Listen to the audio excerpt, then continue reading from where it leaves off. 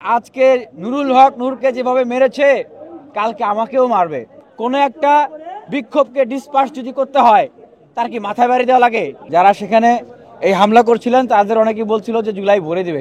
যে এই মানুষগুলো দীর্ঘ লড়াই সংগ্রাম করেছেন এই বিশ্ববিদ্যালয়ে, এই দেশের পরতে পরতে যাদের রক্ত জেল জুলুমের শিকার হয়ে এই অভ্যুত্থানের পটভূমি রচনা করেছেন, দেশের মানুষ তো দেখেছেন।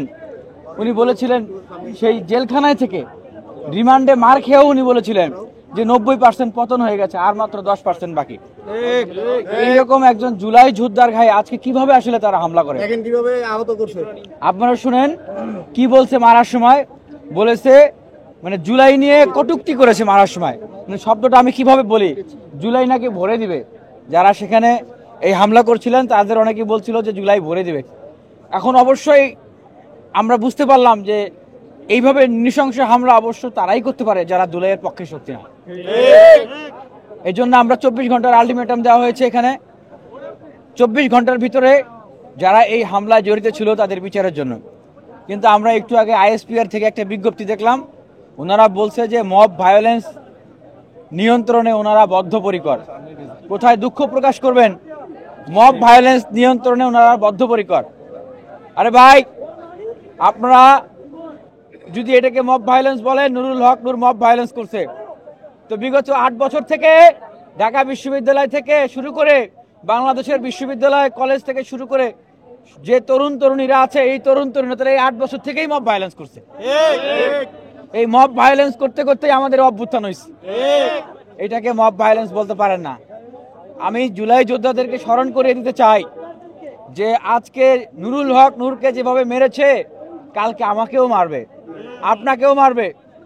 এই জাতীয় পার্টি যারা আওয়ামী লীগকে এই বাংলাদেশের রাজনৈতিক বৈধতা দিয়েছে, ভারতের প্রেসক্রিপশনে আওয়ামী লীগের সহযোগী হয়েছে, জাতীয় এই যে অভ্যুত্থানের সময়ও তারা কেউ পদত্যাগ করে নাই, আওয়ামী লীগের সঙ্গ দিয়েছে। তাদের কি এই জাতীয় পার্টি সহ 14 দলের কি বাংলাদেশে আসলে রাজনৈতিক অধিকার আছে? জাতীয় পার্টি কি আসলে বলি?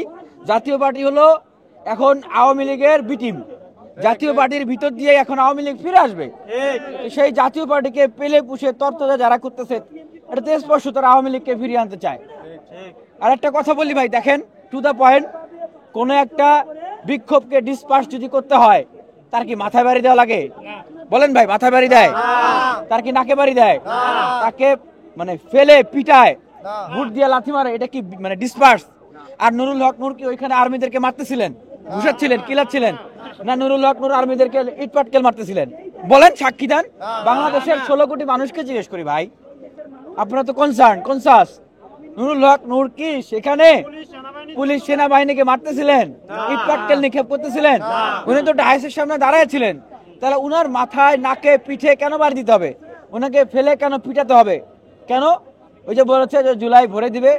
যারা জুলাইয়ের বিপক্ষের শক্তি তারা এই কাজটা করেছে। এই কাজটা করার পরে আইএসপিআর থেকে যে বিজ্ঞপ্তি দেওয়া হয়েছে, আমরা এই বিজ্ঞপ্তির তীব্র নিন্দা জানাচ্ছি।